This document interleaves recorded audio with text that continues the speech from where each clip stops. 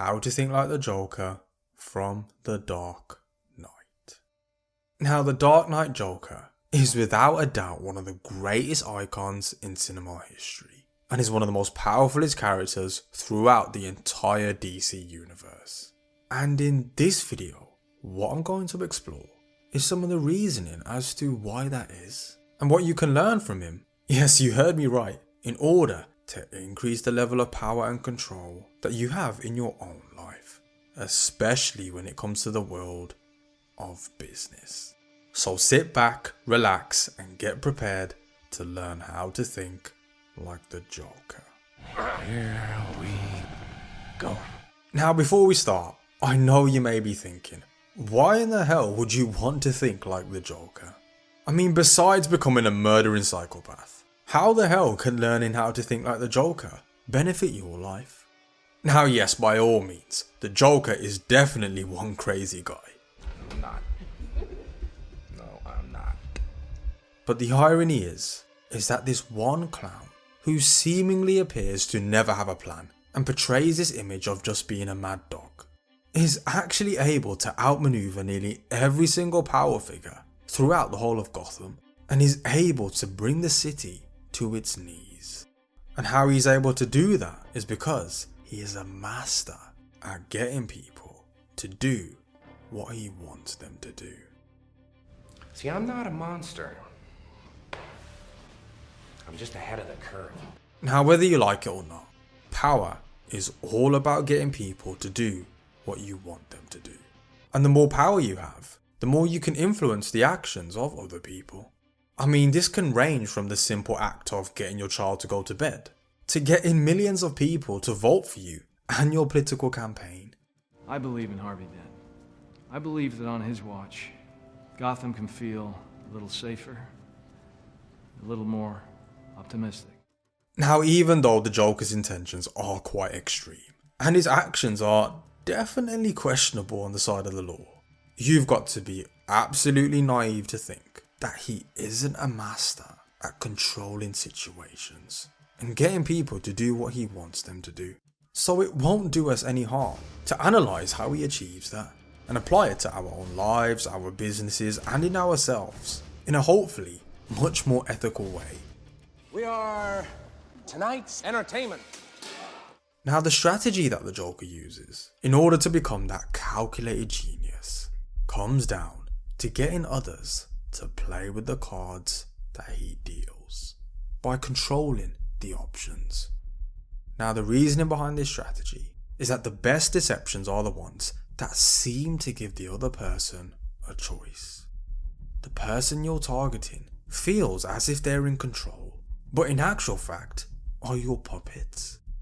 Now, there's a famous saying that if you can get the bird to walk into the cage on its own, it will sing that much more prettily.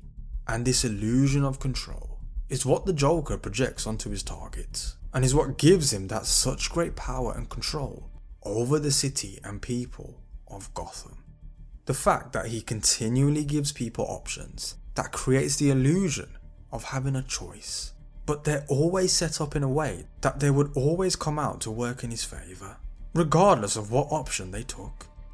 I mean, we can see how the Joker does this when we're introduced to him, when he tries to negotiate with the mob to hire him to take out the Batman. I'm gonna make this pencil disappear. It's gone. Now, in order to convince the mob to hire him to kill the Batman, what the Joker does is quite intelligently colour the choices that the mob can make. Before he proposed what his idea was to help the mob take back control of Gotham, he first highlighted the flaws in Lau's plan and created a sense of doubt in their minds about the practicality of it. Batman has no jurisdiction. He'll find him and make him squeal. I know the squealers when I see them. And once the doubt is established, he then proposes his idea that seems to be the best solution compared to the others. it's simple. We kill the Batman. If it's so simple, why haven't you done it already? If you're good at something, never do it for free. How much you want? Half. You're crazy. I'm not. No, I'm not. The clever thing that the Joker did here was that he never forced anyone to do anything. All he did was give them options. Either they take the risk and gamble with Lau, or they hire him to take out the real problem. And even though everyone was skeptical at first, they all hired the Joker in the end. Once they realised what he said was right, Lau did in fact get captured by Batman, and he eventually did squeal to the feds, which left the mob with no other option but to hire the Joker.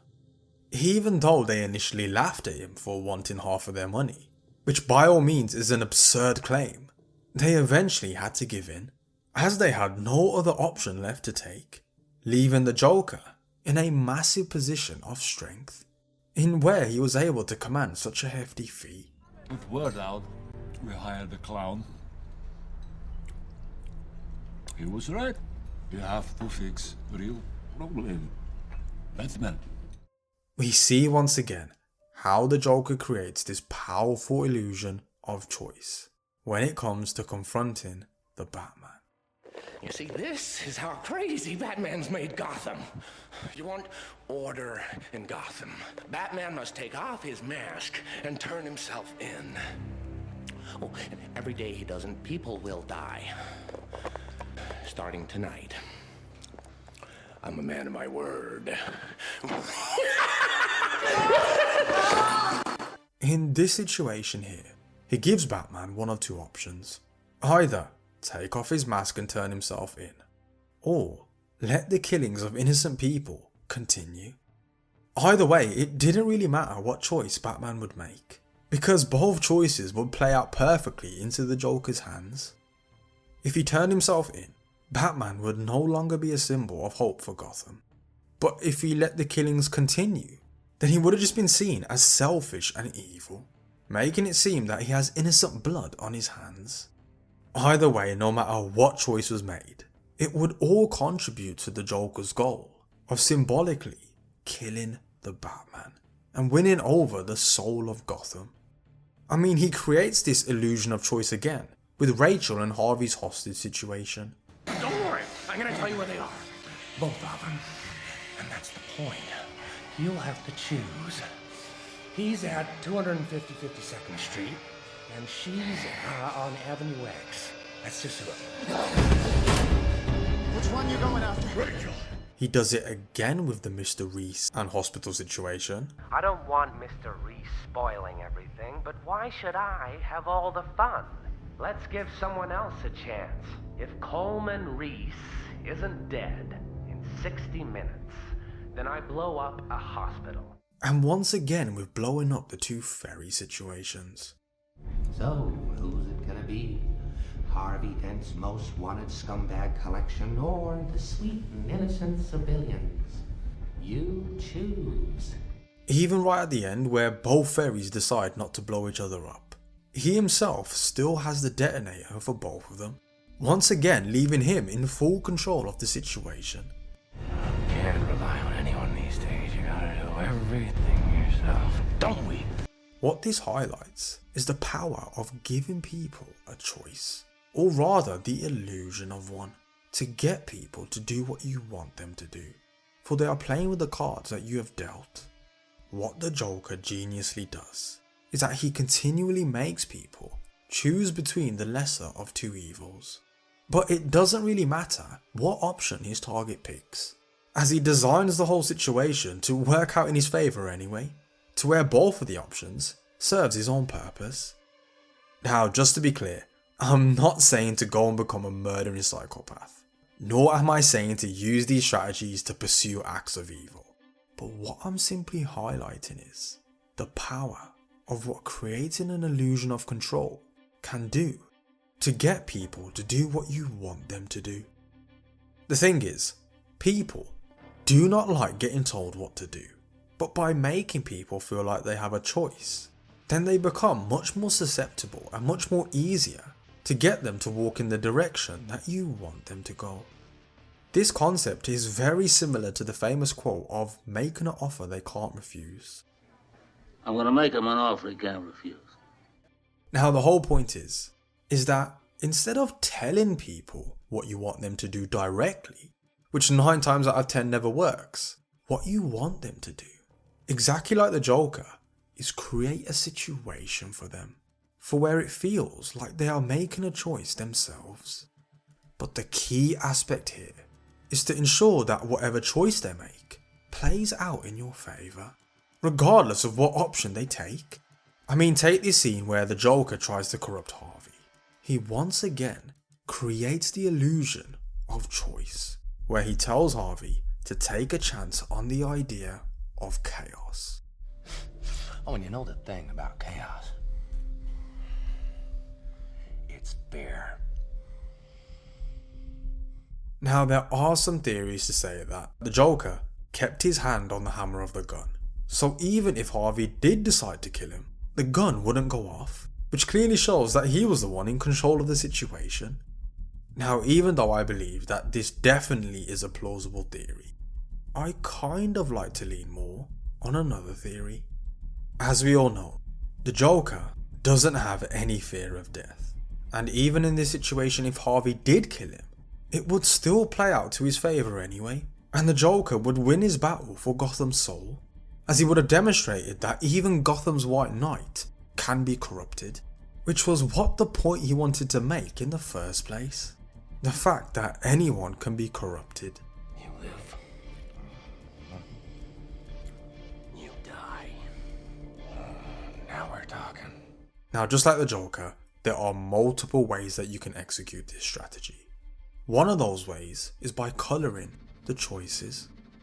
Exactly like how Joker did with the mob, what you can do to indirectly get people to move in the direction you want is to present a few options for them to take, but propose the one that you prefer in a way where it seems to be the best. This is exactly what the Joker did, as I highlighted before, and it allowed him to make the mob come to him and in exchange command a hefty fee.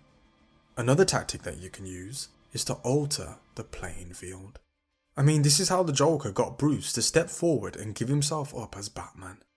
The Joker was the type of villain that Batman had never faced before, and because of this, he was able to surprise Bruce and dictate his actions on his own terms, because the only options that he could take were the ones that the Joker gave him, putting Bruce in a position of weakness and the Joker in a strong position of strength. And the final tactic that you can use in order to get people to do what you want them to do, which in my opinion is by far the powerfulest, is to create a dilemma for them. As I've already highlighted, the way the Joker was able to extend his level of control beyond the reach of every other villain in Gotham was by continually putting people into dilemmas, to where regardless of which option was picked, it would always serve his purpose. This in actual fact is a very powerful strategy that is used by trial lawyers. The lawyer leads the witness to decide between 2 possible explanations to an event, to which both poke holes in the witness's story. The witness is then put in a position to where he has to answer. But whatever explanation they choose, it plays into the lawyer's favour. Now of course, just like the Joker, these strategies can be taken to the extreme. But ultimately, it comes down to you on how you decide to use them, and where and when you see fit. All I ask of you is to please use them ethically and responsibly. I mean, the last thing that I want to hear is that someone's watched this video and gone on to create absolute carnage in the city they live in. But do make sure that you shout at the channel if you are going to do something crazy. Just remember that the key aspect is about making people feel as if they are the ones that are making the choice, disguising the fact that you are the person that is really pulling the strings. And that's how to think like the Joker from The Dark Knight, by getting others to play with the cards you deal with and making them feel as if they are making their own choice, to walk into the direction that you want them to go. And that is what is going to grant you more power in your life and in the world of business. Now, like with all character breakdowns I do on the channel, I try to focus on what powerful strategies and principles that we can learn from these characters in order to be able to think that bit more strategically, whether that's in life or business. And if you are interested in learning more about these strategic strategies and principles I cover, then make sure you click the link in the description to sign up for our newsletter. I mean, I always get asked to go much deeper into more principles and strategies, but there is only so much I can talk about in just one YouTube video. That's why for a nearly whole year now, I've been non-stop working on something that is going to absolutely blow you away.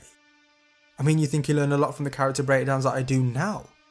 Well, think again, because when I launch what I've been working on for you, I can tell you it is going to put you on that journey to becoming that master strategic thinker that you've always wanted to be.